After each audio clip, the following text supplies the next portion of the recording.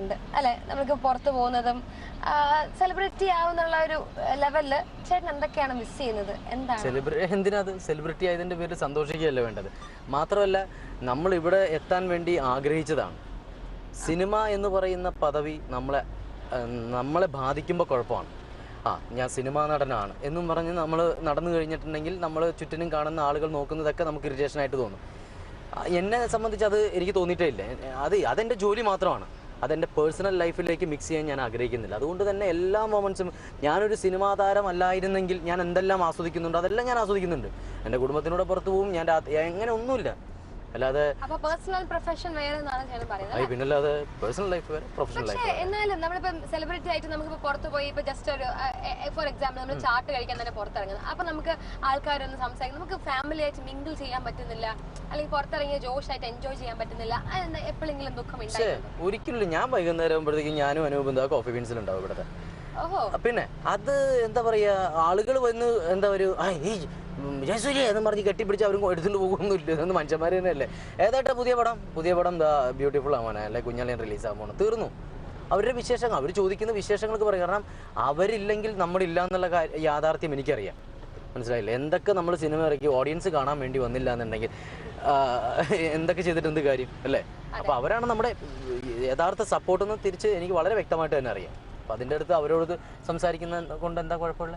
നമ്മളിപ്പോ പുറത്തൊക്കെ ഇറങ്ങുമ്പോൾ ചേട്ടന് ആൾക്കാർ നമ്മൾ നോട്ട് ചെയ്യുന്നു, അങ്ങനെയൊക്കെ വരുമ്പോൾ ചെറിയ മെമ്മറബിൾ മൊമെന്റ് ഇല്ലേ, അത് നമുക്ക് വേണ്ടി പറഞ്ഞു തരാമോ? ബിക്കോസ് നമ്മൾ പോകുമ്പോൾ ആൾക്കാർ നോട്ട് ചെയ്യുന്നു, ഹഗ് ചെയ്യുന്നു, അതേപോലത്തെ വല്ല ചെറിയ രസകരമായ മെമ്മറബിൾ മൊമെന്റ് എന്തെങ്കിലും നമുക്ക് വേണ്ടി ഷെയർ ചെയ്യാം? അതുണ്ട്. മിക്ക സ്ഥലത്ത് പോകുമ്പോഴത്തേക്കും ജയസൂര്യ ചേട്ടാ എന്നൊക്കെ പറഞ്ഞ് വന്ന് ഓടി വന്ന് ചിലപ്പോൾ കിസ് ചെയ്യും.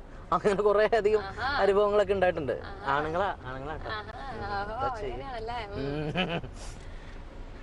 അപ്പോൾ അങ്ങനത്തെ കുറേ നല്ല അനുഭവങ്ങളുണ്ട്. എവിടെ ചെല്ലുമ്പോഴും ഈ പറഞ്ഞ പോലെ ആളുകൾ വളരെ സ്നേഹത്തോടു കൂടി സംസാരിക്കുന്നു എന്ന് പറയുന്നത് തന്നെയല്ലേ വലിയ സന്തോഷകരമായ കാര്യം. ബ്യൂട്ടിഫുൾ എന്ന് പറയുമ്പോൾ തന്നെ ആ ഫിലിം തന്നെ ഭയങ്കര ബ്യൂട്ടിഫുൾ ആയിട്ടുണ്ടായിരുന്നു. ചേട്ടാ അതിൽ അഭിനയിച്ചതിനെ കുറിച്ചും അതിനെക്കുറിച്ച് അഭിപ്രായം ചേട്ടന്? നമ്മളിപ്പം സൂര്യ ചേട്ടൻ എന്ന് പറയുമ്പോൾ തന്നെ നമുക്കൊരു ഫീൽ ഉണ്ട്, എപ്പോഴും ഇച്ചിരി കോമഡി ടച്ച് ഓഫ് സാധനം, പക്ഷേ ഇത് സംതിങ് ഡിഫറെൻറ്റ് റോളാണ്. അപ്പം അതിനെക്കുറിച്ച് എന്തെങ്കിലും ബ്യൂട്ടിഫുളിനെ കുറിച്ച് എന്തെങ്കിലും നമുക്ക് വേണ്ടിയിട്ട് ഷെയർ ചെയ്യാമോ? അതിൽ എനിക്ക് ആ സിനിമയുമായി സംബന്ധിച്ച് വരുന്ന ഓരോ കോളുകളും എന്നെ സംബന്ധിച്ച് വളരെ വളരെ വേണ്ടപ്പെട്ട കോളുകൾ തന്നെയാണ്. കാരണം ആ സിനിമയോടുള്ള ഇഷ്ടം ആ വിളിയിൽ നമുക്ക് തിരിച്ചറിയാൻ പറ്റുന്നു എന്നുള്ളതാണ്. കാരണം എന്താണെന്ന് വെച്ചിട്ടുണ്ടെങ്കിൽ ഒരു നല്ല സിനിമ കണ്ട കാരണം ഒരു നല്ല സിനിമയുടെ ഭാഗമാകുക എന്ന് പറയുന്നത് വലിയൊരു കാര്യമാണ് ശ്രീയ. എന്നിട്ട് നല്ലൊരു കഥാപാത്രം ചെയ്യുക, അത് എല്ലാവരും ഇഷ്ടപ്പെടുന്ന 1% പോലും കുറ്റം പറയാൻ പറ്റാത്തൊരു സിനിമ മലയാളത്തിൽ സൃഷ്ടിക്കാൻ പറ്റുക എന്ന് പറയുന്നത് വലിയൊരു സംഭവം തന്നെയാണ്. അതിൽ ചേട്ടൻ പാർട്ടായതിൽ അയ്യോ തീർച്ചയായിട്ടും. ചേട്ടൻ എക്സ്പെക്ട് ചെയ്തിട്ടുണ്ടോ ഇതേപോലത്തെ ഒരു ക്യാരക്ടർ എനിക്ക് ചെയ്യാൻ പറ്റും? ചേട്ടൻ എപ്പോഴും കാണുമ്പോൾ ഒരു ജോളി മൂഡ്, മെജോറിറ്റി റോൾസ് എന്നൊക്കെ പറയുമ്പോൾ ഭയങ്കര ജോളി മൂഡ് ഒക്കെ ആയിരിക്കും. ചേട്ടൻ എപ്പോഴെങ്കിലും എക്സ്പെക്ട് ചെയ്തിട്ടുണ്ടോ എനിക്ക് ഇതേപോലത്തെ റോൾ കിട്ടുമായിരുന്നു, അല്ലെങ്കിൽ ഇതേപോലെ റോൾ ഇനിയും കിട്ടും? എപ്പോഴെങ്കിലും എക്സ്പെക്ട് ഇല്ല പ്രതീക്ഷിച്ചിരുന്നില്ല. പക്ഷെ ആഗ്രഹിച്ചിരുന്നു ഒരുപാട്. ദൈവം ഇതുപോലത്തെ ഒരു ക്യാരക്ടറൊക്കെ ഒന്ന് ചെയ്യാൻ പറ്റിയാൽ മതിയായിരുന്നു.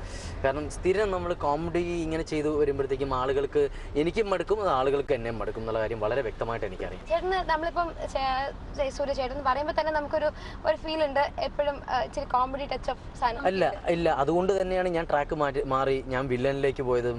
ഈ പറഞ്ഞ പോലെ കോമഡി ആണെങ്കിലും സഹനടനാണെങ്കിലും എല്ലാത്തരം കഥാപാത്രങ്ങളും ചെയ്യാനാണ് എന്നെ സംബന്ധിച്ച് ഇഷ്ടം. അല്ലാതെ ഒരു ചട്ടക്കൂട്ടിൽ നിൽക്കാൻ എനിക്ക് താല്പര്യമില്ല. ഇപ്പോൾ വളരെ വളരെ ഡിഫറെൻ്റ് ആയിട്ടുള്ള കഥാപാത്രങ്ങൾ ചെയ്യാൻ തന്നെയാണ് എൻ്റെ ഏറ്റവും വലിയൊരു ആഗ്രഹം, അതിനുള്ള ശ്രമവും. പൊതുവെ ഇങ്ങനെ ആക്ടേഴ്സിനടുത്ത് ഇങ്ങനെ ചോദിക്കാൻ പാടാത്തൊരു ചോദ്യമാണ്. ബട്ട് സ്റ്റിൽ ചേട്ടന് ഇൻസ്പയർ ചെയ്ത അല്ലെങ്കിൽ ചേട്ടന് ഇൻസ്പയർ ചെയ്ത ഒരു ആക്ടർ ആരാണ്? അഭിനയിക്കാൻ അറിയാവുന്ന എല്ലാവരും ഇഷ്ടമാണ്. അയ്യോ, ഇതൊരു എസ്കേപ്പ് ആയിട്ട് തോന്നി. എസ്കേപ്പ് എങ്ങനെയത്? അഭിനയിക്കാൻ അറിയുന്ന എല്ലാവരും ഇഷ്ടമാണെന്ന് പറയുന്നത് വീട്ടിൽ മോക്ക് അച്ഛനെയാണോ അമ്മ തന്നെയാണ് ഇഷ്ടം? നമ്മുടെയൊക്കെ ചേട്ടന് വാവ എന്ന് പറയുമ്പോ ചേട്ടന് വാവയ്ക്ക് അവരൊക്കെ എന്റെ പോക്കായി ചെറുക്കന് 6 വയസ്സായി. അനൂപ് ചേട്ടനെ കുറിച്ച്, അനൂപ് ചേട്ടന്റെ ബന്ധം, അനൂപ് ചേട്ടന്റെ ഫ്രണ്ട്ഷിപ്പ് വഴിയുള്ള ആ ഫിലിം, അതിനെ കുറിച്ച് നമുക്ക് എന്തെങ്കിലും 2 വാക്ക്? അനൂപ് മേനോൻ എന്ന് പറയുന്ന വ്യക്തി, ഫ്രണ്ട്, റൈറ്റർ, ഒരു ആക്ടർ, എല്ലാത്തിനെ കുറിച്ച് പറഞ്ഞാൽ ഞാൻ അവനെ ആദ്യമായിട്ട് പരിചയപ്പെടുന്നത് കാട്ടുചെമ്പകം എന്ന് പറയുന്ന പടത്തിൻ്റെ ഷൂട്ടിങ്ങിന് വിനയൻ സാറിനെ ഞങ്ങൾ 2 പേരെയും കൊണ്ടുവന്നത്. അപ്പോൾ അങ്ങനെ ഇരിക്കുന്ന ഒരു റിച്ച്മൗണ്ട്, എൻ്റെ പൊന്നു ചേട്ടാ അത് എടുത്തുകൊണ്ട് പോ ചേട്ടാ, ഒരു മിനിറ്റ്. ഓക്കെ, ഹോൺ അടിച്ചിട്ട് കാരണം അവിടെ റോഡ് നന്നാക്കുകയാണേ. അപ്പോൾ റിച്ച് മൗണ്ട് എന്ന് പറഞ്ഞ ഒരു ഹോട്ടലിൽ ഞങ്ങൾ രണ്ടുപേരും കൂടി ഒരു റൂമിലായിരുന്നു താമസം. അപ്പോൾ അങ്ങനെ തുടങ്ങിയ സൗഹൃദമാണ്. അവനും അപ്പോഴും അവൻ്റെ ഫ്രണ്ട് എന്ന് പറയുന്നത് ഈ പറഞ്ഞ പോലെ പുസ്തകം തന്നെയാണ്. അവിടെ നിന്നാണ് ഞങ്ങളുടെ ഏകദേശം 30-35 ദിവസം ഒരുമിച്ചുണ്ടായിരുന്നേ. അപ്പോൾ അങ്ങനെ തുടങ്ങിയ ഒരു സൗഹൃദമാണ് ഞങ്ങളുടെ. അത് അതിനുശേഷം ചിലപ്പോൾ ഞങ്ങൾ പടങ്ങളൊന്നും ഒന്നിച്ച് അഭിനയിച്ചിട്ടില്ല. പക്ഷേ കുറേ വർഷത്തിന് ശേഷം കാണുമ്പോഴും ഞങ്ങളുടെ സൗഹൃദത്തിന് ഒരിക്കലും കോട്ടം തട്ടിയിരുന്നില്ല, അല്ലെങ്കിൽ ആ അകലം ഉണ്ടായിരുന്നില്ല എന്നുള്ളതാണ് ഏറ്റവും വലിയ സത്യം. പിന്നെ അതിനുശേഷം അവൻ എറണാകുളത്തേക്ക് മാറുന്നു, ഞങ്ങളുടെ കോക്ടെയിൽ സിനിമ ജനിക്കുന്നു, പിന്നെ ബ്യൂട്ടിഫുൾ അത് വന്ന് നിൽക്കുന്നു. ഇപ്പോഴും ഞങ്ങൾക്ക് ഒരു മാറ്റം ഇല്ല എന്നുള്ളത് തന്നെയാണ്. അന്ന് കണ്ട ആ ഹോട്ടലിൽ കണ്ട 2 ചെറുപ്പക്കാർ, അന്ന് പരിചയപ്പെട്ട സൗഹൃദം തന്നെയാണ് ഇന്നും ഞങ്ങളെ മുന്നോട്ട് നയിക്കുന്നത്. അത് നല്ല സുഹൃത്തുക്കളെന്ന് പറയുന്നത് എനിക്ക് തോന്നുന്നു ഏറ്റവും വലിയ പുണ്യമാണ്. മനസ്സിലായല്ലേ? നേരത്തെ കൂട്ടുകാര് ഫ്രണ്ട്സ് എന്നൊക്കെ പറഞ്ഞല്ലോ. അപ്പം ഈ ഫ്രണ്ട്ഷിപ്പ് നമ്മളെ ചേട്ടന് കൊച്ചിലെ തൊട്ട് ഈ സമയം വരെ എപ്പോഴും ത്രൂ ഔട്ട് ഫ്രണ്ട്ഷിപ്പ് നിൽക്കാറുണ്ടോ? ബിക്കോസ് ചിലപ്പോൾ സെലിബ്രിറ്റി എന്നാണെന്ന് പറയും, അയ്യോ സെലിബ്രിറ്റി ആണ്, അയ്യോ ഭയങ്കര ചാട, അങ്ങനെ വല്ലതും എങ്ങനെ പേഴ്സണൽ അനുഭവം ഉണ്ടായിട്ടുണ്ടോ?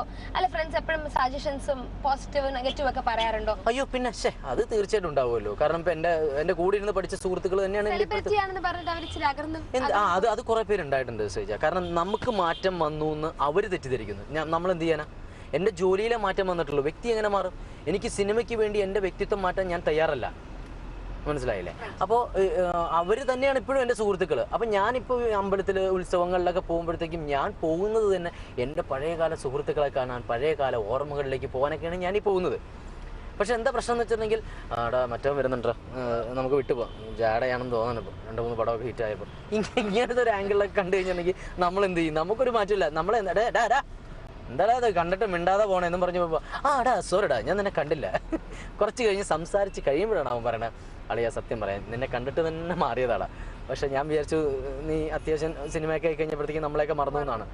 ഞാൻ പറഞ്ഞു എന്തോന്നടാ ഇതൊക്കെ, സിനിമയൊക്കെ അത് അവിടെ, അതായത് നമ്മുടെ ഒരു ജോലി, നമ്മൾ ആഗ്രഹിച്ച ഒരു ജോലി കിട്ടി, അത്രയല്ലേ ഉള്ളൂ, ഒരു വ്യക്തി എന്തിനാടാ മാറണേ എന്നൊക്കെ ചോദിച്ചു.